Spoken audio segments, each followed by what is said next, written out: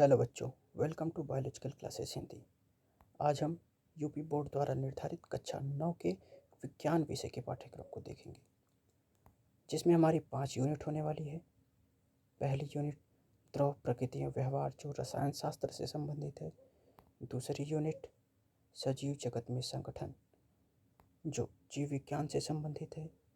तीसरी यूनिट हमारी भौतिक विज्ञान की, जिसमें हमें गति, बल तथा कार्य को पढ़ना है। चौथी यूनिट पर्यावरण विज्ञान, जिसमें हमें हमारा पर्यावरण पढ़ना है। पांचवी यूनिट कृषि विज्ञान की, जिसमें हमें खाद्य उत्पादन पढ़ना है। तो हम देख लेते हैं। सबसे पहले पहली यूनिट रसायन शास्त्र से हमें 20 अंक के प्रश्न पूछे जाएंगे। दूसरी यूनिट से हमसे 15 अंक के प्रश्न पूछे जाएंगे। तीसरी यूनिट भौतिक विज्ञान से हमें सबसे ज़्यादा 25 अंक के प्रश्न पूछे जाएंगे। वहीं चौथी यूनिट पर्यावरण विज्ञान से 6 अंक व पांचवी यूनिट कृषि विज्ञान से 4 अंक के प्रश्न पूछे जाएंगे। टोटल लिखित परीक्षा हमारी 70 अंक की होने वाली है, जिसमें 30 अंक प्रयोगात्मक व प्रोजेक्ट कार्य के लिए भी निर्धारित किया गया है। तो हम सबसे पहले पहली यूनिट देखते हैं रसायन शास्त्र की।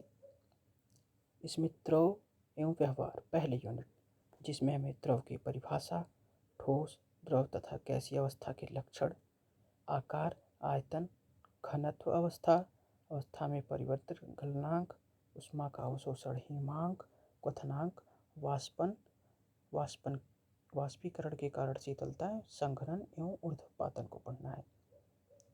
दूसरे चैप्टर में द्रव की प्रकृति, तत्व, यौगिक क्या होते हैं, मिश्रण क्या होता है, समांगी तथा विसमांगी मिश्रण क्या होता है, कोलायड क्या होते हैं और निलंबन क्या होता है, इसे हमें पढ़ना है। आगे हमें पढ़ना है कण की प्रकृति क्या होती है, आधारभूत इकाइयाँ जैसे परमाणु में अणु, इसके बारे में हमें पढ़ना है। रासायनिक संयोजन के नियम को पढ़ना है, स्थिर अनुपात के नियम को पढ़ना है, द्रव्यमान संरक्षण के नियम को पढ़ना है।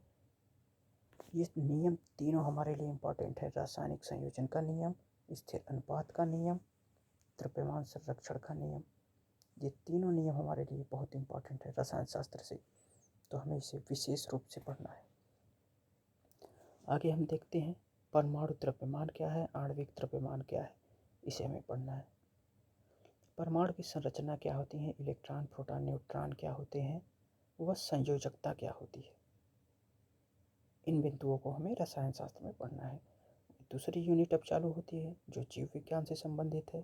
दूसरी यूनिट सजीव जगत में संगठन पढ़ना है, जिसमें सबसे पहला चैप्टर हमारा है कोशिका का, जिसमें कोशिका को आधारभूत इकाई क्यों कहा गया है, कोशिका क्या है, प्रोकैरियोटिक कोशिकाएं क्या हैं, यूकैरियोटिक कोशिकाएं क्या हैं, बहुकोशिकीय जीव क्या हैं, कोशिका कला क्या है, कोशिका भित्ति क्या है, कोशिका में पाए जाने वाले कोशिकांग क्या होते हैं, जिसमें कोशिका द्रव, क्लोरोप्लास्ट, माइटोकॉन्ड्रिया, रिक्तिकाएँ, एंडोप्लाज्मिक रेटिकुलम जिसे अंतःप्रद्रवी जलिका कहते हैं, गाल्जी काय जिसे गाल्जी बॉडी, केंद्रक व क्रोमोसोम क्या है,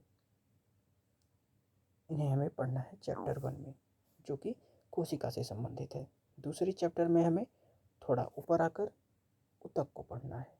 ऊतक का निर्माण कोशिकाओं से ही होता है, तो हमें ऊतक पढ़ना है, अंग पढ़ना है, अंग तंत्र पढ़ना है, जीव, जंतु एवं वनस्पति ऊतक क्या होते हैं। जैसे जंतुओं में 4 प्रकार के ऊतक, एपिथेलियम ऊतक, संयोजी ऊतक, पेशियों तंत्रिका ऊतक के बारे में पढ़ना है। वहीं वनस्पतियों में 2 ऊतक, विभज्योतिकी ऊतक व स्थायी ऊतक के बारे में पढ़ना है। इसके बाद हमारी तीसरी यूनिट चालू होती है वर्गीकरण की, जिसमें हमें जीवों में विविधता पढ़ना है, जिसमें वनस्पतियों में विविधता व जंतुओं में विविधता दोनों शामिल है। वर्गीकरण किस आधार पर किया गया है, किन समूहों व किन श्रेणियों में बांटा गया है, इसके बारे में हमें पढ़ना है। वनस्पतियों के प्रमुख समूह क्या हैं, जिसमें bacteria, Thallophyta, bryophyta, pteridophyta, gymnosperm एवं एंजियोस्पर्म की प्रमुख विशेषताओं को हमें पढ़ना है। जंतुओं में हमें नॉन कार्डेट एवं कार्डेट संघ को पढ़ना है, इनकी प्रमुख विशेषताओं को पढ़ना है। नॉन कार्डेट में जिसमें मेरुरज्जु नहीं पाई जाती, नॉन कार्डेट कहलाती हैं, जो प्रोटोजोआ से इकाइनोडर्मेटा तक है। वहीं कार्डेट जो है प्रोटोकार्डेटा या यूरोकार्डेटा से वर्टिब्रेटा तक या मैमेलिया तक है, जिसे प्रोटोकार्डेटा कहते हैं, जिसमें मेरुरज्जु पाई जाती है। अब तीसरी यूनिट हम देखते हैं, 25 अंक की होने वाली है। ये बहुत ही इम्पोर्टेंट यूनिट है भौतिक विज्ञान के लिए, जिसमें हमें गति, बल और कार्य को पढ़ना है। तो पहले गति, दूरी और विस्थापन क्या होता है, हमें वेग क्या होता है, एक सरल रेखा में समान और असमान गति क्या है, इसके बारे में पढ़ना है। त्वरण के बारे में पढ़ना है। एक समान गति, एक समान त्वरित गति के लिए दूरी, समय तथा वेग समय ग्राफ को पढ़ना है। ये इसमें बहुत इंपॉर्टेंट है। वेग समय ग्राफ और दूरी समय ग्राफ, ये बहुत इंपॉर्टेंट है, कई बार परीक्षा में पूछा जाता है। वहीं बल एवं न्यूटन का नियम पढ़ना है।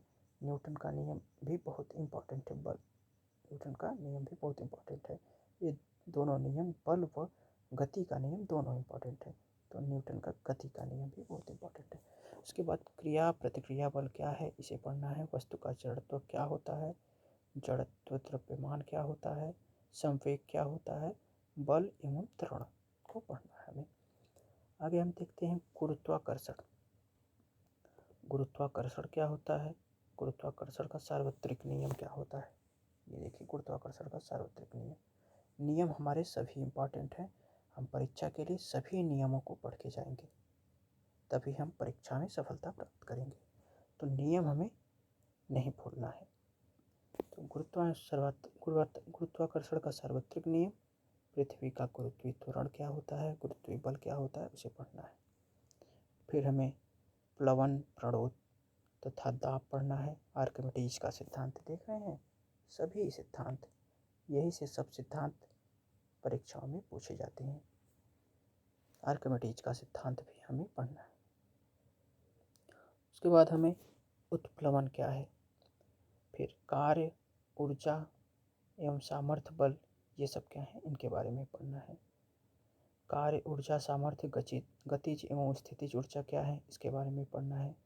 ध्वनि क्या है, ध्वनि की प्रकृति क्या है, विभिन्न माध्यमों में इसका संचरण कैसे होता है, सबसे तेज संचरण किसमें होता है, सबसे कम संचरण किसमें होता है, ध्वनि की चाल क्या है, मनुष्यों में कितनी श्रव्यता होती है। श्रव्यता का परिसर का अर्थ है कि मनुष्य कितनी ऊंची ध्वनि को सुन सकते हैं, जिसे हम डेसिबल में नापते हैं, कितनी डेसिबल तक की ध्वनि पर सुन सकते हैं, जिसे उनके परिसर को ज्ञात किया जाता है।